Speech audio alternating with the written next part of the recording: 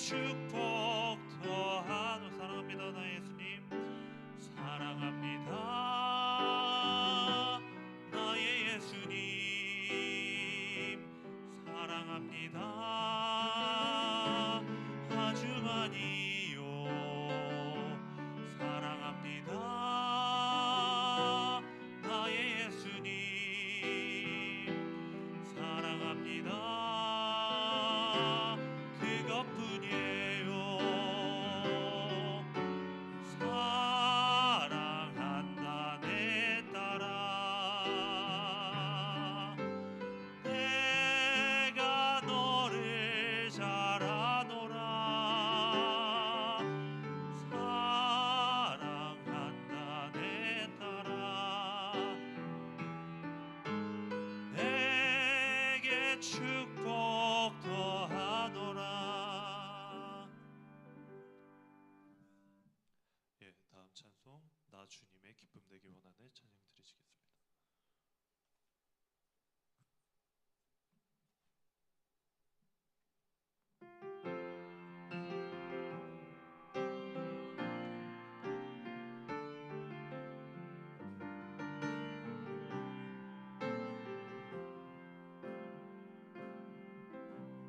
나 주님의 기쁨 되기 원하네. 내 마음을 새롭게 하소서. 새 부대가 되게 하여 주사. 주님의 빛 비추게 하소서. 내가 원하는 한 가지 주님의 기쁨이 되는 것. 내가 원하는 한 가지 주님의 기쁨이 되는 것. 겸손히 내 마음 드립니다. 나의 모든 것 받으소서. 나의 맘 깨끗게 씻어주사. 주의 길로 행하게 하소서. 내가 원하는 한 가지 주님의 기쁨이 되는 것. 내가 원하는 한 가지 주님의 기쁨이 나 주님의 기쁨 되기 원하네. 나 주님의 기쁨 되기 원하네. 내 마음을 새롭게 하소서. 새 때가 되게 하여 주사. 주님의 빛 비추게 하소. 겸손히 내 마음 드립니다. 겸손히 내 마음 드립니다. 나의 모든 것 받으소서. 나의 맘 깨끗게 씻어주사. 주의 길로 행하게 하소서.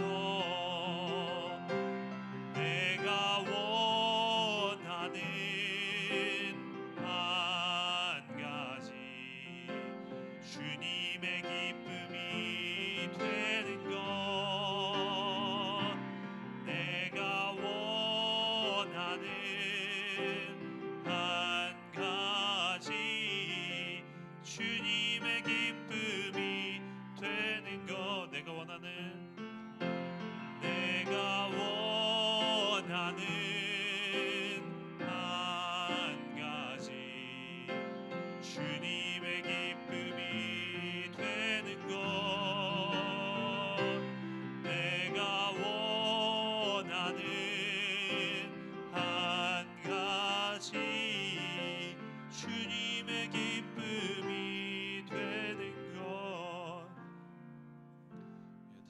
찬송가 302장 내 주 하느님 넓고 큰 은혜는 찬양 드리시겠습니다.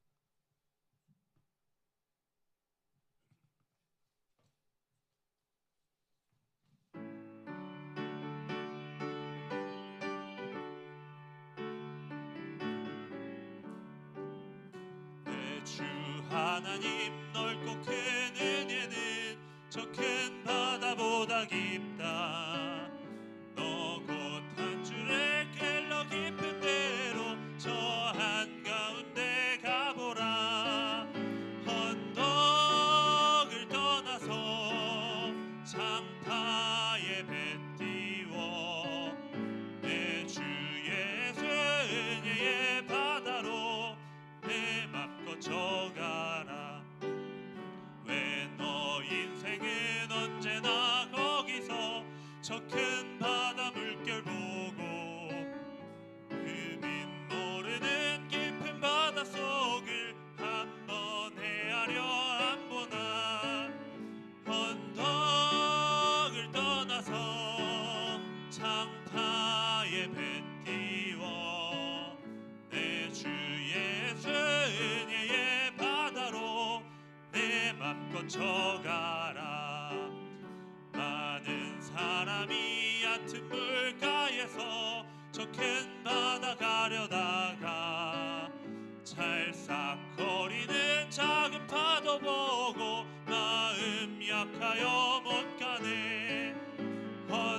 언덕을 떠나서 장파에 배 띄워 내 주 예수 은혜의 바다로 내 맘 거쳐가라. 자 곧 가거라 이제 곧 가거라 저 큰 은혜 바다 향해. 자 곧 내 노래 저 깊은 데로 가라 망망한 바다로. 언덕을 떠나서 장파에 배 띄워 내 주 예수 은혜의 바다로 내 맘 거쳐가. 4절 한번 다시 부르겠습니다. 자 곧 가거라 이제 곧 가거라 저 큰 은혜 바다 향해. 자 곧 내 노래 저 깊은 데로 가라 망망한 바다로. 언덕을 떠나서 장파에 배 띄워 내 주 예수 은혜의 바다로 내 맘 거쳐가라. 나는 예배자입니다. 찬양 드리시겠습니다.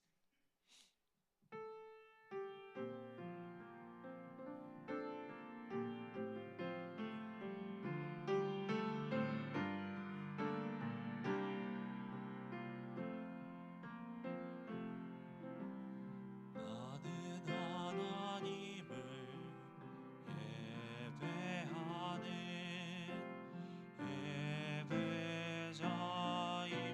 예배자입니다. 내가 서 있는 곳 어디서나 하나님을 예배합니다. 내 영혼 거룩한 은혜를 향하여 내 마음 완전한 하나님 향하여 이곳에서 바로 이 시간 하나님을 예배하. 내 영혼 거룩한 은혜를 향하여 내 마음 완전한 하나님 향하여 이곳에서 바로 이 시간 하나님을 예배합니다.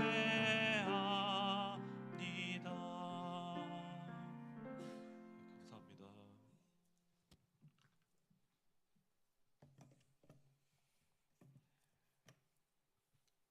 수고하셨습니다. 찬양할지어다. 찬양하라 내 영혼아, 찬양하라 내 영혼아, 내 속에 있는 것들아 다 찬양하라.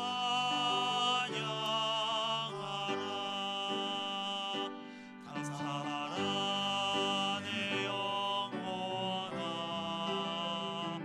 감사하라 내 영혼아, 내 속에 있는 것들아 다 감사하라. 기뻐하라 내 영혼아, 기뻐하라 내 영혼아, 내 속에 있는 것들아 다 기뻐하라.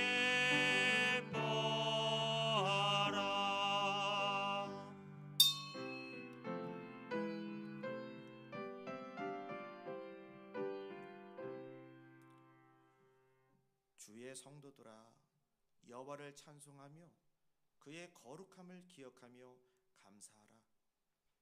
그의 노염은 잠깐이요 그의 은총은 평생이로다. 저녁에는 울음이 깃들일지라도 아침에는 기쁨이 오리로다. 내가 형통할 때에 말하기를 영원히 흔들리지 아니하리라 하였도다.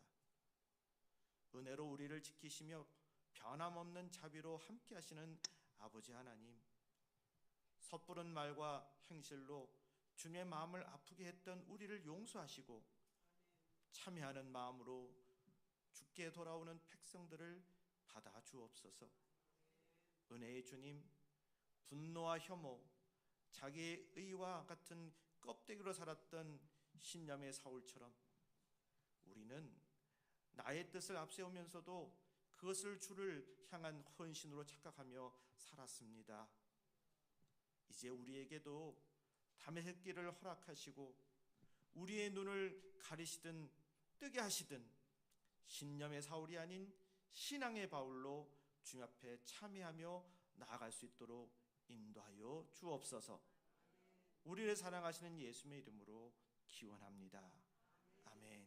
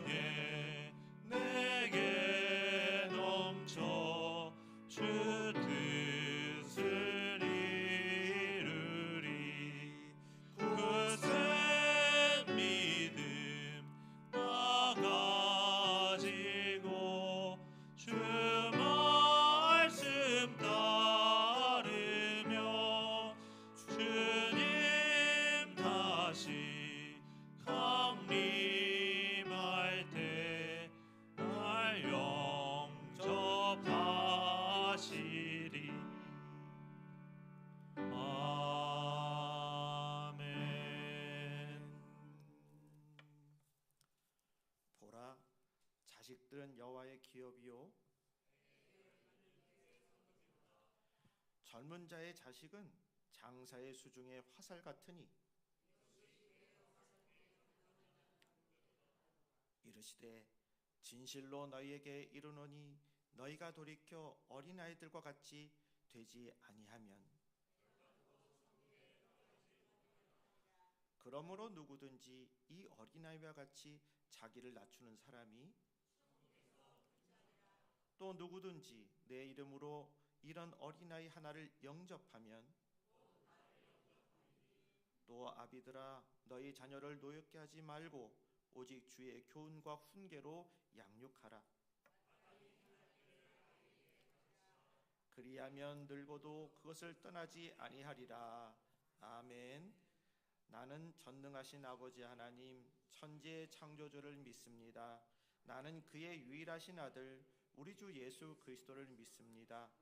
그는 성령으로 잉태되어 동정녀 마리아에게서 나시고 본디오 빌라도에게 고난을 받아 십자가에 못 박혀 죽으시고 장사된 지 사흘 만에 죽은 자 가운데서 다시 살아나셨으며 하늘에 오르시어 전능하신 아버지 하나님 우편에 앉아 계시다가 거기로부터 살아있는 자와 죽은 자를 심판하러 오십니다.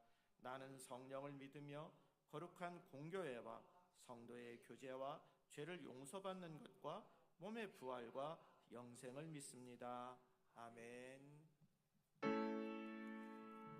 성부 성자와 성령 찬송과 영광 돌려보내세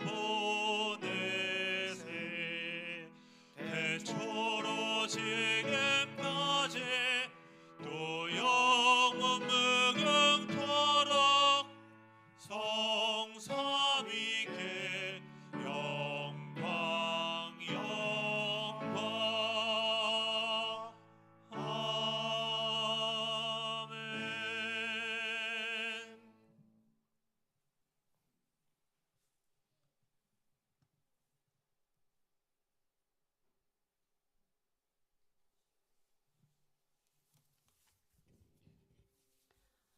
사랑과 은혜가 풍성하신 하나님 아버지, 생명의 기쁨을 가득한 올해 부족한 저희를 주님 앞에 불러주시고 주님의 말씀을 듣고 찬양하며 예배 드릴 수 있게 하심을 진심으로 감사드립니다.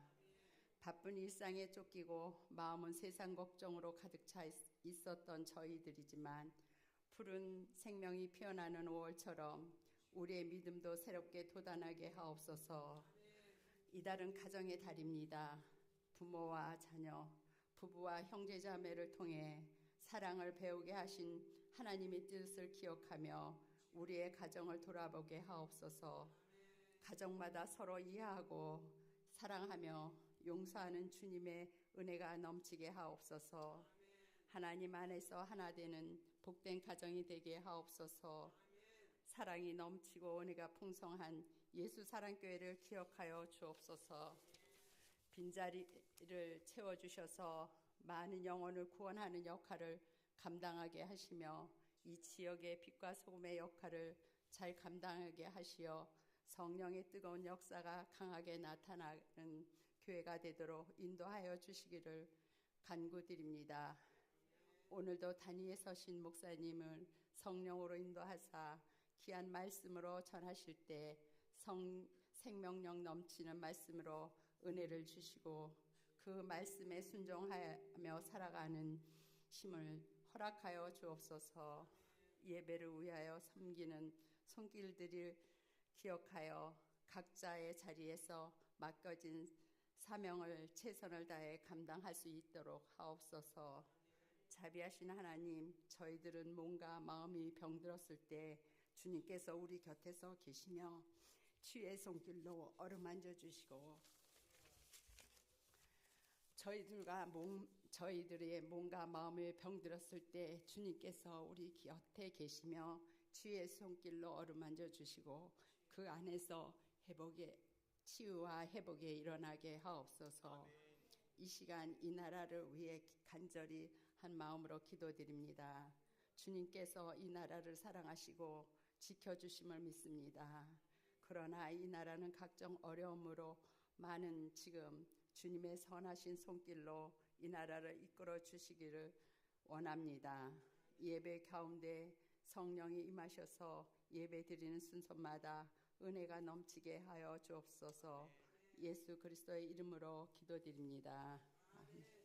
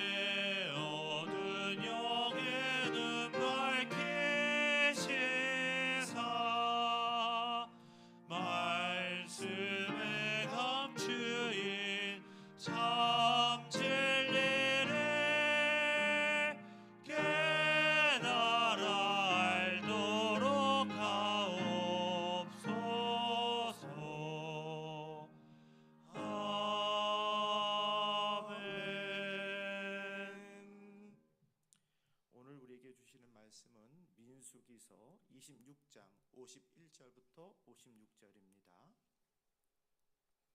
합독하겠습니다. 이스라엘 자손의 계수된 자가 60만 1730명이었더라. 여호와께서 모세에게 말씀하여 이르시되 이 명수대로 땅을 나눠 주어 기업을 삼게 하라. 수가 많은 자에게는 기업을 많이 줄 것이요 수가 적은 자에게는 기업을 적게 줄 것이니 그들이 계수된 수대로 각기 기업을 주되 오직 그 땅을 제비 뽑아 나누어 그들의 조상 지파의 이름을 따라 얻게 할지니라. 그 다소를 막론하고 그들의 기업을 제비 뽑아 나눌지니라. 아멘.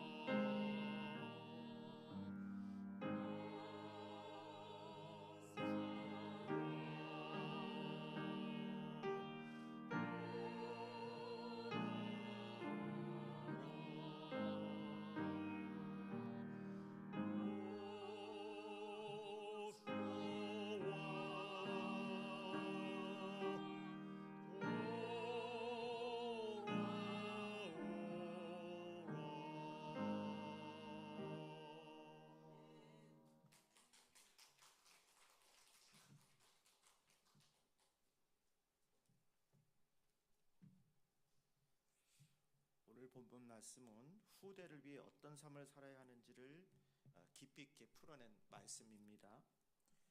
핵심 주제는 복된 후대를 위한 삶인데, 즉 자기 중심적인 삶에서 벗어나서 믿음, 공평, 평화, 명예, 자비를 그 삶을 통해서 후대에게 복을 물려주라는 것입니다. 여러분, 내일의 복을 준비하십시오.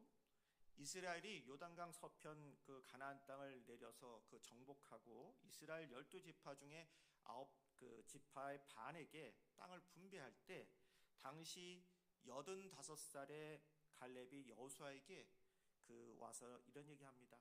전에 그 모세가 주기로 약속했던 그 헤브론 산지 그거 우리 지파한테 기업으로 물려주세요. 그렇게 얘기를 합니다. 근데 당시 헤브론 산지는 어떤 곳이냐면 거대한 아낙 자손이 사는 난공불락의 요새였던 곳입니다.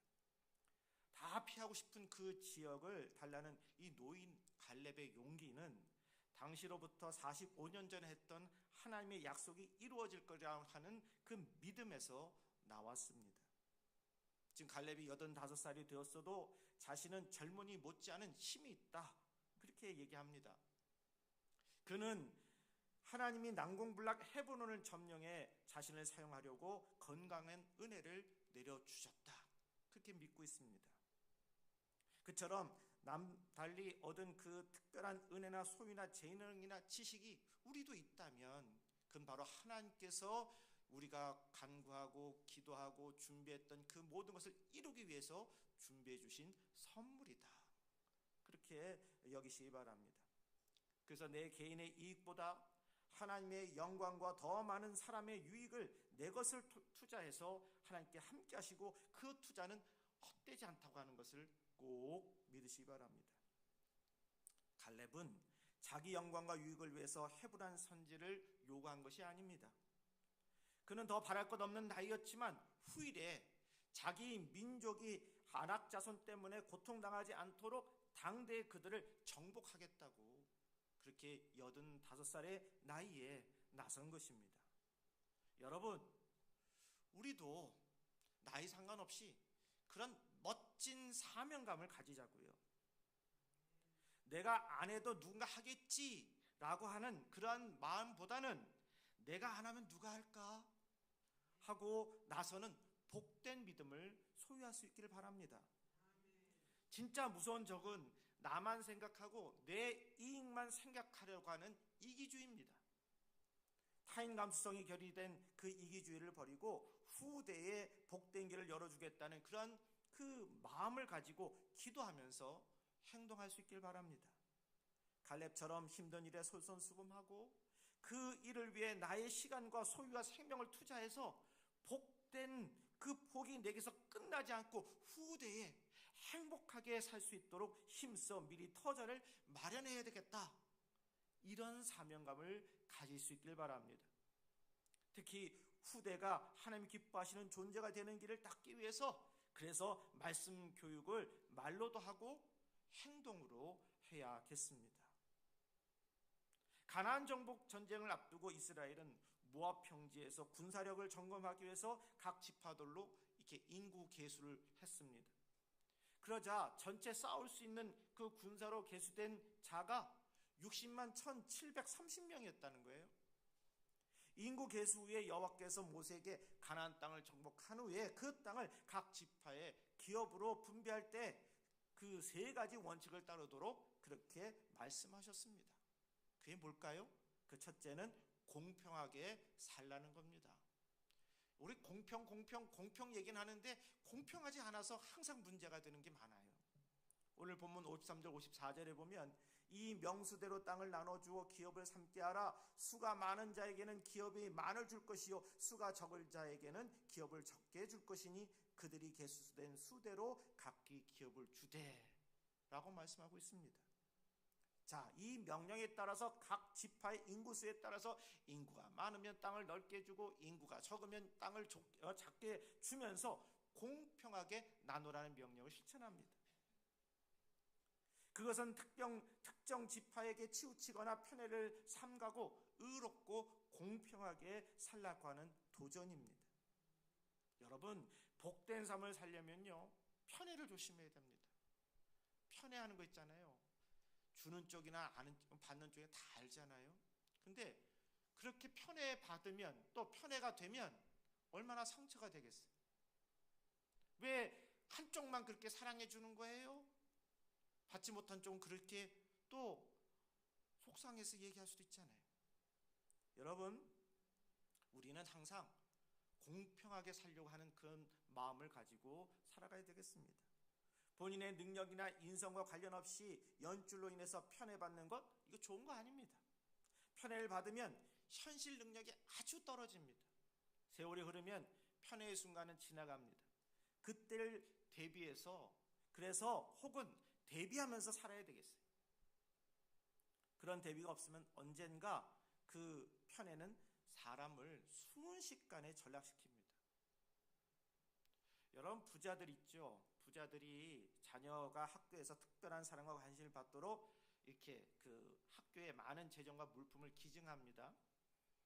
또 어떤 권력자들은 자녀를 또 이렇게 잘 부각시키기 위해서 명문 학교에 진학해서 자기 자녀를 위해서 최적화된 입시 제도를 그럴듯한 이유를 위해서 내세우는 경우도 생길 수 있어요.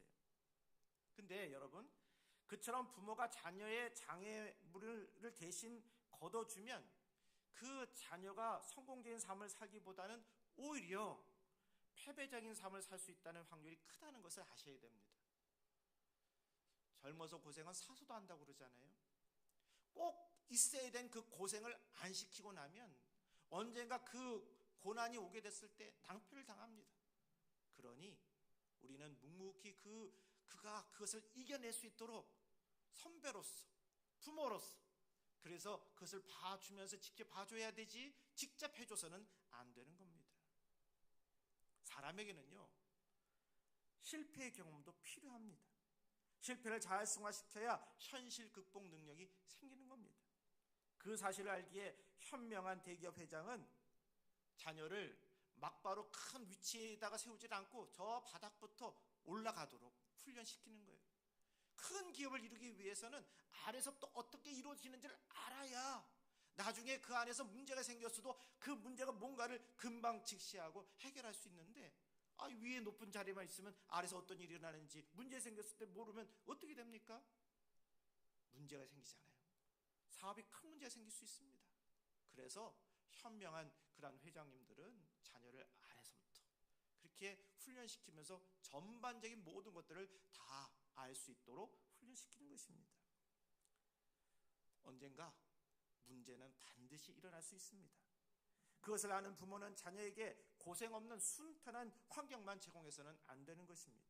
오히려 여러 가지 방법과 그리고 공평의식을 일깨우는 말씀 교육을 통해서 힘든 장벽을 대비시켜야 되겠습니다. 그런 모습을 갖춘 현명한 부모와 자녀가 많은 그러한 그 공동체가 바로 복을 받게 되는 거예요. 두 번째는 평화롭게 살아야 되겠습니다. 우리는 평화를 원한다고 그러지만 도처에 전쟁이 얼마나 많은지 몰라요. 갈등이 얼마나 많은지 몰라요. 근데 먼저 우리 스스로가 평화롭게 살려가는 모습들을 가져야 되지 않겠습니까? 55절 56절에 오직 그 땅을 제비 뽑아 나누어 그들의 조상 지파의 이름을 따라 얻게 할지니라. 그 다소를 막론하고 그들의 기업을 제비 뽑아 나눌지니라.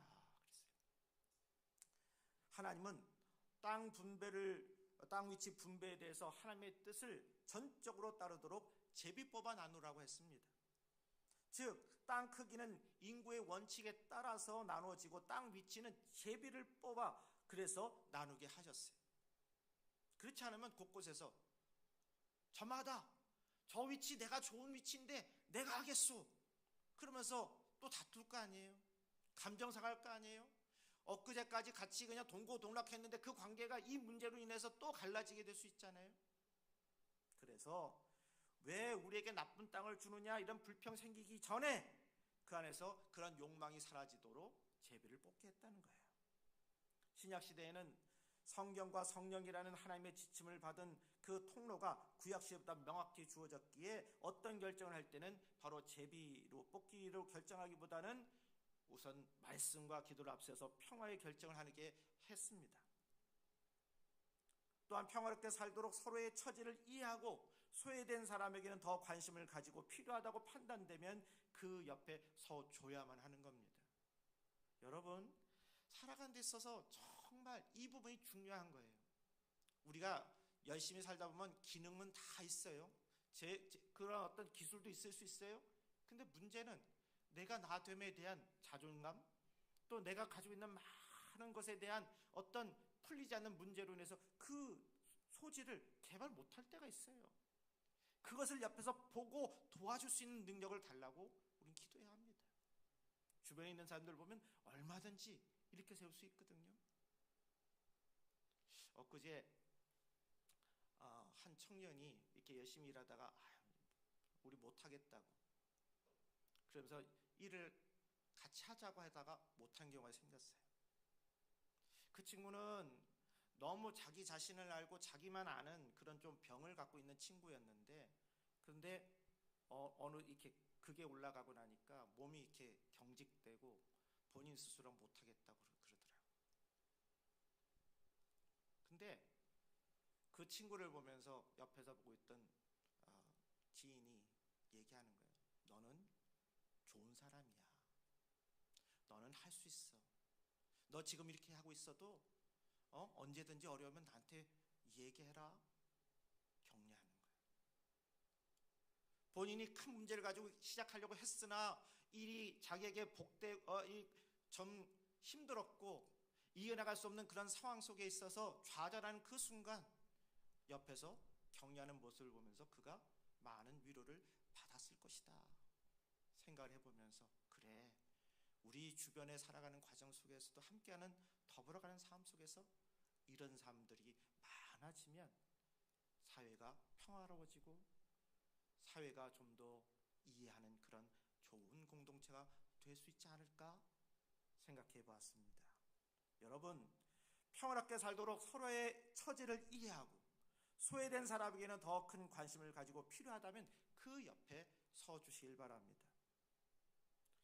어느 고등학교의 한 학생이 전학을 왔는데 농구 동아리에 들어갔대요. 그랬는데 전혀 이 친구가 말을 하지 않고 늘 혼자서 친구들 이상하게 생각을 했답니다. 어느 날 농구의 라카룸에서 한 친구가 그에게 신상에 관해서 물어봤답니다. 그랬더니 알고 보니까 이 학생이 결손 가정이었고 또 3년간 여러 6가정들을 전전하면서 그렇게 살아가다 보니까 주변에 친구를 사귈 수도 없었고 그냥 자신감도 다 잃어버렸다는 거예요. 그 사정을 듣고 나서 다른 친구들이 자기들 그룹에 그를 열심히 끼워주자고 그렇게 격려했다는 겁니다. 그렇게 몇 년이 지나고 나니까 이 친구가 자존감이 생기게 되고 자신감이 생기게 돼서 그래서 나중에 거의 정상적인 학생이 되었다는 것입니다. 남의 속사정을 알고 어떤 행동이 이해되면 바로 시각과 그 반응이 이렇게 너그러질 수 있는 겁니다. 저 사람 왜 저럴까? 소통이 안 되니까 몰라요. 그런데 어느 그 상황을 알게 되면 그럴 수 있겠구나 이해가 되는 겁니다. 내가 좋은 환경에서만 자라났다면 좋지 않은 환경에서 자란 사람에 대한 이해력이 떨어질 수 있지 않습니까? 남의 신발을 신어보지 않고 남을 쉽게 판단하거나 나의 강점으로 나의 단점을 쉽게 판단하지 마십시오. 나는 쉬운데 상대방이 어려울 수 있어요. 그렇잖아요. 근데 왜 너는 못하니? 그러면 해결이 되는 게 아니잖아요. 내가 그 환경에 처하면 그 더 나쁜 태도가 나올 수도 있습니다. 내게 있는 어떤 강점은 전적으로 하나님의 은혜로 주어졌음을 꼭 기억하시기 바랍니다. 사람은 누구나 잠깐 나쁜 모습을 보일 수 있어요. 사회생활에서 나의 나쁜 모습이 나의 전체 이미지로 보일 수 있음을 인식해서 행동을 주의하고 반대로 남의 나쁜 모습이 나의 전체 이미지가 아닐 수 있음을 인식해서 비판을 조심해야 되겠습니다. 우리 세상 살아가는 게 너무 다양하잖아요. 내가 없는 게 상대방이 있을 수 있고 상대방이 없는 것이 나에게 있을 수 있는 겁니다. 둘 다 없을 수도 있고 둘 다 있을 수도 있잖아요. 그러니 긍정적으로 살아가면서 비판보다는 격려하는 마음으로 살아갈 수 있길 바랍니다. 사람은 때로 나쁜 모습을 보일 권리가 있습니다. 늘 완벽할 수는 없습니다. 때로는 언어가 거칠어지고 인상을 쓰는 모습을 나타낼 수도 있어요. 사람은 다 연약한 존재입니다. 완벽한 것 같은데 안 그래요. 그러므로 남의 약점을 비판의 눈으로만 보지 말고 긍휼의 눈으로 봐줄 수 있길 바랍니다. 어떤 사람이 몇 개월간 직장 상사로 인해서 너무 힘들었대요. 그 장사는 별일도 아닌데 예전에 안 그랬는데 짜증을 내고, 그리고 본인이 잘못한 걸 갖다가 그냥 책임 전가하고, 이해가 도저히 가지 않는 거예요. 그리고 민망할 정도로 주변에다가 막 야단치고 말이죠. 도저히 그 행동을 이해할 수가 없어서 힘들어할 때 그 친구가 그에게 이런 조언을 했답니다. 그 상사가 소리치고 나빠질 그 권리 인정해 줘봐. 그 말 듣자 그래, 뭔가 있겠지. 그래서 그 상사를 불쌍히 보이고 그렇게 생각이 들어서 묵묵히 자기를 했는데, 나중에 알고 보니까 한 2주 후에 상사가 얘기하더라는 거예요. 내가 그때 막 이혼하는 그런 시기였기 때문에 너무 격했다고. 그 얘기를 듣고 나니까 과거에 왜 그런 행동을 했는지 이해가 되었다는 것입니다. 모든 드러난 모습 이면에는 어떤 사정이 있을 수 있습니다. 커튼 뒤에서 일어난 남의 일을 우리는 알 수가 없어요. 누군가 고통과 상처로 신음할 때 내가 그를 치료해 줄 사람이 될 수 있습니다. 비상식적인 모습을 보이는 사람에게 따뜻한 말을 해줄 수 있고, 함께 식사 교제를 할 수도 있고, 전략적인 교육 목적으로 잠시 멀리 할 수 있지만 무엇보다도 그를 위해서 기도할 수 있습니다. 내가 정죄하는 일을 그치고 치유하는 일에 나서면 그 모습을 보고 자라나는 자녀도 타인 감수성이 넘치는 건강한 자녀로 성장할 수 있음을 꼭 기억하시기 바랍니다. 그리고 우리는 명예롭게 살아야 되겠습니다. 민수기 26장 55절에 오직 그 땅을 제비 뽑아 나누어 그들의 조상 지파의 이름을 따라 얻게 할지니라, 이 말씀을 했어요. 무슨 말씀일까요? 하나님께서는 모세에게 분배할 땅이 제비 뽑기로 결정되면 각 지파의 조상의 이름을 따라 얻게 하라고 말씀하신 겁니다. 이 말씀은 족보를 중시하라 이 얘기가 아니고 가정과 가문을 명예롭게 만들라는 얘기입니다. 가나안 땅을 얻는 것도 중요하지만 가나안 땅에서 하나님의 백성답게 사는 것이 더 중요하다는 거죠. 남을 비판할 때 늘 나부터 먼저 성찰할 수 있길 바랍니다. 또한 그때 나의 인격과 명예가 그만큼 떨어질 수 있음을 인식하고 비판하기 바랍니다. 여러분, 남 비판하면 참 시원하고 좋을 것 같죠? 그리고 상대방한테 그 얘기하다 보면 상대방이 다음번에 생각할 때 저 친구는 비판한다 생각하면요, 어떻게 볼까요? 면면이 그 사람 좋게 보지 않아요, 비판하는 사람을. 그러니 우리는 비판은 자제하고 어떻게 하면 잘 이겨낼 수 있을까라고 하는 언어도 바꾸어서 할 수 있는 그런 노력을 해야 되겠습니다. 그래서 우리가 신중하게 하나님 앞에 묻고 기도할 수 있기 바랍니다. 비판자에겐 두 종류의 비판자가 있다고 합니다. 비판거리가 많은 자기 약점은 보지 못하고 남의 약점부터 보는 습관적인 비판자와 비판거리가 많은 자기 약점은 보지 않고 남의 약점만 보는 편견적인 비판자가 있대. 습관적인 비판도 주의해야 되지만 편견적인 비판도 자기에 의해 도취된 모습이기에 더 조심해야 됩니다. 인간관계의 사회생활에서 더 해가 되는 것은 약점 많은 것이 아니라 자기에 의해 도취되는 겁니다. 편견은 쉽게 고치기 힘들어요. 편견이 심하면 갈등의 충돌도 심해집니다. 그러나 하나님의 은혜는 편견의 장벽도 정복하게 만든다는 것을 꼭 믿으시기 바랍니다. 하나님의 은혜를 받고 성령으로 충만해지면 나의 명예와 인격을 소중히 여기면서 남의 생명의 가치도 소중히 여기게 되는 거예요. 그래서 사람은 하나님의 은혜가 없으면 행복할 수가 없습니다. 세상에는 남을 자신 있게 비판할 만한 충분한 인성과 인격을 가진 사람은 없어요. 그 사실을 인식하고 자기의 의를 버리고 자기의 인격을 겸손히 낮추면서 명예롭게 사시기 바랍니다. 어떤 회사에 학력이 부족한 그러한 차장이 있었습니다. 그런데 그 부서의 부장 자리가 비었어도 그는 부장으로 승진하지 못하고 오랫동안 부장 직무 대리로 있었습니다. 그러던 어느 날 갑자기 비교적 젊은 명문대 출신이 스카우트되어서 부장 자리에 올라갔어요. 차장은 회사가 자신을 무시하는 것 같아서 얼마 후 회사를 떠났습니다. 그러자 그 부서 중에 총책임자인 상무가 그 차장의 학력과 인성을 거론하면서 편견 섞인 욕을 뒤에서 했습니다. 그런데요, 함께 했던 그 장면을 지켜봤던 젊은 직원이 이런 생각을 했다는 거예요. 아니, 뒤에서 인성 문제를 거론하는 상무님의 인성이 더 큰 문제인 것 같은데 그분 자신은 그 사실을 왜 모를까? 명예롭지 못하다. 사람이 나이가 들면 저렇게 사고가 경직되는 것일까? 나는 앞으로 살면서 화석화된 사고와 편견적인 언어를 힘써 버려야 되겠다. 이렇게 생각했다는 거예요. 그리고 그 젊은 직원도 퇴사했답니다.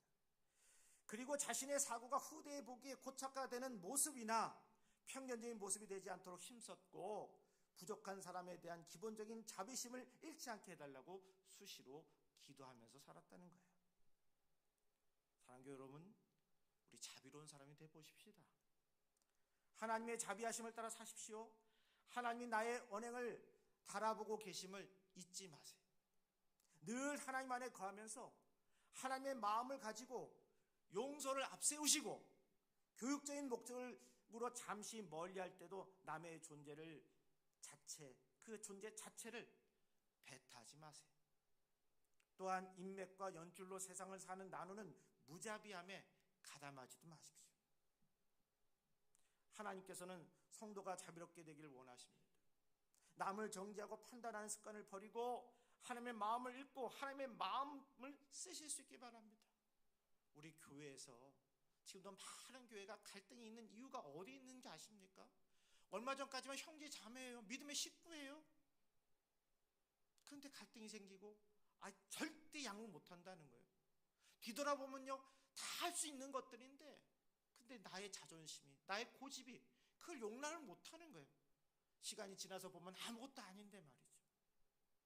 결국은 그 사람에 대해서 그리워하기도 하고 그 사람과 같이 가야 되는데 그런데도 불구하고 이런 일들이, 이런 아픔들이 생길 수 있어요. 뒤돌아보면서 우리는 기도해야 됩니다. 뒤돌아보면서 자신을 낮출 수 있게 해달라고 간구해야 됩니다. 그래서 자기에 대한 낌새가 조금이라도 나타나지 않게 해달라고 기도해야 되겠습니다. 나는 하나님에게서 비롯되었고 하나님의 은혜를 지금까지 무수히 받았다는 그 생각과 감사의 삶에서 결핍하지 않기를 바랍니다. 부족한 사람은 전략적인 교육 목적으로 멀리하거나 정당하게 비판할 때도 결코 정죄하거나 따돌지 마시기 바랍니다. 특히 우리가 이게 눈빛이요 참 대단한데 사랑하는 눈을 보면 너무 사랑스러운데 경멸한 눈을 보면요 이게 사람이 오금이 저려요.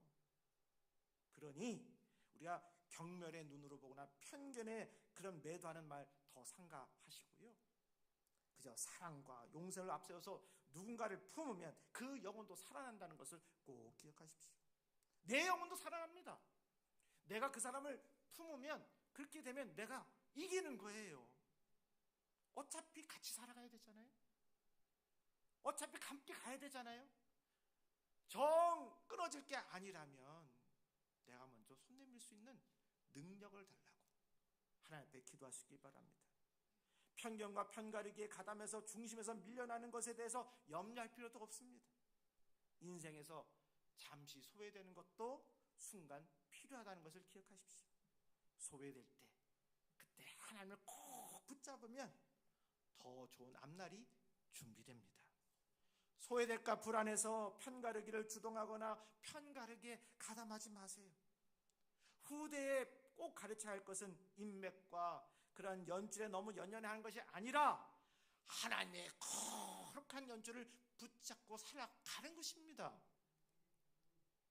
사람은 마음만 맞으면 친밀감을 느끼고 더 잘해주고 싶어 합니다. 그래도 불의한 편견과 편애로 남에게 상처를 주지 맙시다. 불의와 공정으로 불리게 당하게 되면 사람은요 의외로 상처를 받아요. 그 상처를 치유하려고 하나님은 내게 사명을 주셨고 나의 현 위치를 주셨다. 우리 그렇게 생각하시고 넉넉한 마음을 갖게 해달라고 기도합시다. 사랑이 수반된 믿음이 하나님의 역사하는 그러한 믿음입니다. 사람이 대화할 때 기본적인 존중심을 잃지 마시고 물질적으로 도울 때도 최대한 존중감을 가지고 도와야 됩니다. 오늘날 많은 사람들이 여러 문제에 시달리고 살죠. 그러나 진짜 중요한 문제는 내 마음이 하나님의 마음으로 회복되는 겁니다. 하나님의 자비하신 마음을 가질 수 있길 바랍니다. 사랑이 없는 종교는 참된 종교가 아닙니다. 사랑을 회복하고 사랑으로 변화돼야 합니다. 남이 내게 어떻게 행동하느냐에 따라 내가 남에게 어떻게 행동할지 그것을 선택하지 마세요. 감정보다는 말씀을 앞세우시고 나의 삶에 하나님이 임하실 공간을 기도를 통해서 마련할 수 있길 바랍니다. 분노와 미움이 생기면 우리 이렇게 순간적으로 기도합시다. 하나님, 제게 침착함을 주옵소서. 여러분, 나이가 드는데 왜 그렇게 말이 세지는지 그런 경험 해보신 적 없어요? 내 마음은 안 그런데 말이 막 탁 나오는 거예요. 강력하게 나오는데 그건 내가 들어도 상처될 말인데 막 하는 거예요. 끝나고 나서 그 주워 담을 수 없잖아요. 주워 담을 수 없어요. 상처를 줄 수밖에 없는 거예요. 그래 우리 기도하자고요. 하나님, 내 입술에 그런 생각이 들 때마다 재갈을 물려주시고 침착함을 허락하여 주옵소서. 나중에 내 뜻은 아닌데 그래도 이미 뱉어진 말은 상처가 되고 다시 되돌릴 수 없습니다. 순간적인 기도를 활용하면 분노와 믿음의 감정에 휘말리지 않고 인내심과 침착함이 발휘됩니다. 자녀에게 고난과 시련과 원수 앞에서 믿음으로 사는 모습을 보여주시기 바랍니다. 그때 자녀에게 원수를 사랑하고 남을 환대하며 소리 없이 헌신하는 삶의 틀이 형성되고 폭력적인 모습을 극복한 비폭력의 사랑이 넘치게 될 것이에요. 늘 믿음과 사랑으로 살아가시면서 하나님의 기쁨이 되고 당대에 물론 후대까지 복을 받는 길을 예비하는 저와 여러분 되기를 주님의 이름으로 축복합니다. 찬양하겠습니다.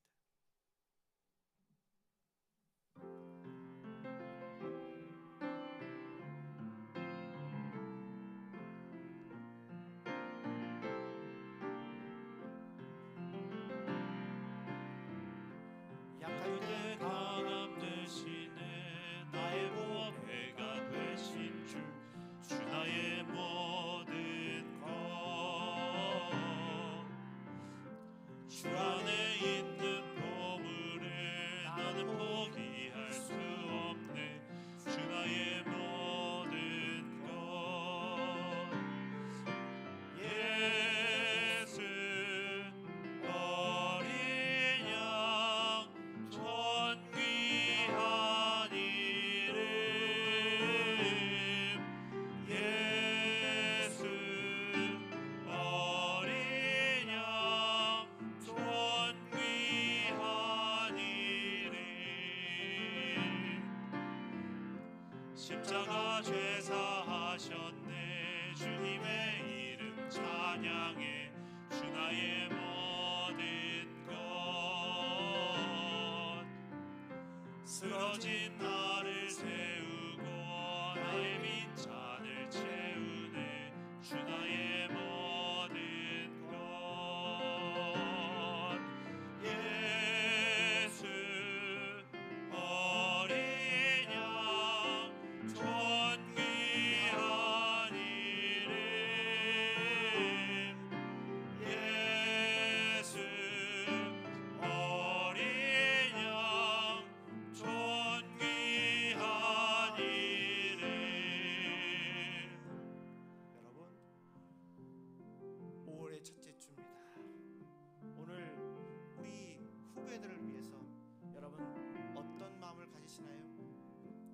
앞으로 내일의 복을 준비할 수 있는 우리 모두가 되게 해달라고. 그러면서도 오늘 주어진 말씀을 통해서 우리에게 가르쳐 주었던 삶의 원칙을 실천하는 저희들 될 수 있게 해달라고. 그리고 나로 인하여 오히려 사회가 아름다워지고 풍성해질 수 있는 삶을 살 수 있게 해달라고. 우리 이 시간 타용할 때까지 기도하겠습니다. 거룩하신 하나님 감사합니다. 오늘도 주시는 말씀을 통해서 달력처럼 하나님의 약속을 끝까지 믿는 믿음을 배우게 하심을 감사합니다. 나의 삶이 나의 하나로 끝나는 것이 아니라 후대를 위한 복된 유산이 되게 하여 주시옵소서. 공평하고 자비롭고 명예로운 삶을 살게 하셔서 나를 통해 다음 세대가 하나님을 더 깊이 알게 하여 주시옵소서. 편견과 이심을 버리고 긍휼과 사랑으로 사람을 대하게 하시고 내가 받은 은혜로 누군가의 상처를 싸매는 치유의 통로가 되게 하여 주시옵소서. 내 말과 행동이 하나님의 기쁨이 되게 하시고 다음 세대를 위한 믿음의 본이 되게 하여 주옵소서. 우리를 사랑하신 예수님의 이름으로 기도합니다. 아멘.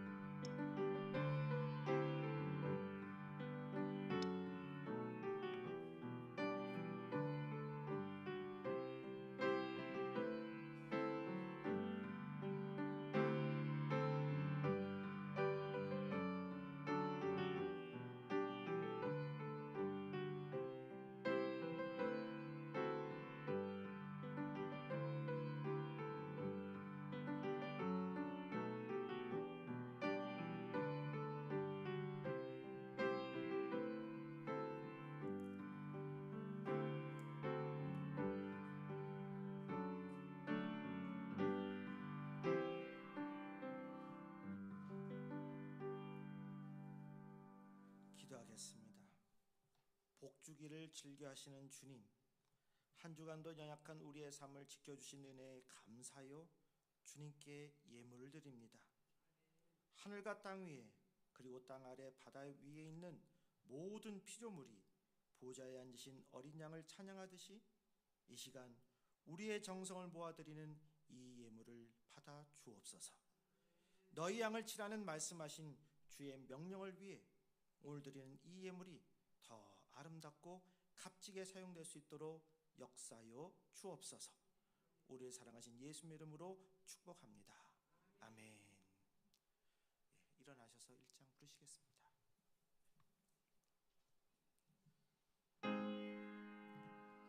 만복의 근원 하나님, 온 백성 찬송 드리고 저 천사여 찬송하세.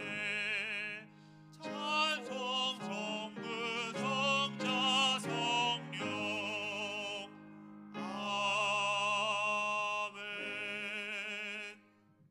성도들이여, 성령의 능력을 힘입어 예수 그리스도의 제자로서 선교의 사명을 다하기 위하여 여러분이 파견된 현주소로 나가십시오. 주님의 은사가 성도 여러분과 함께 하시기를. 아멘. 하늘에 계신 아버지, 이름 거룩하사. 주님 나라 임하시고 뜻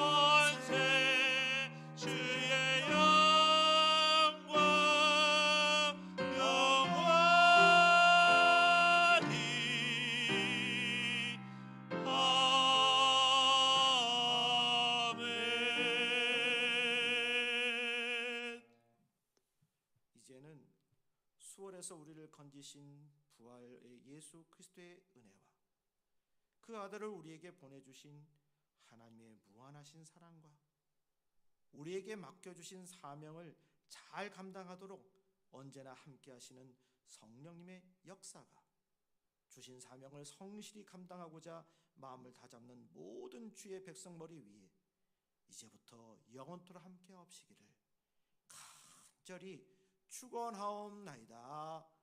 아멘.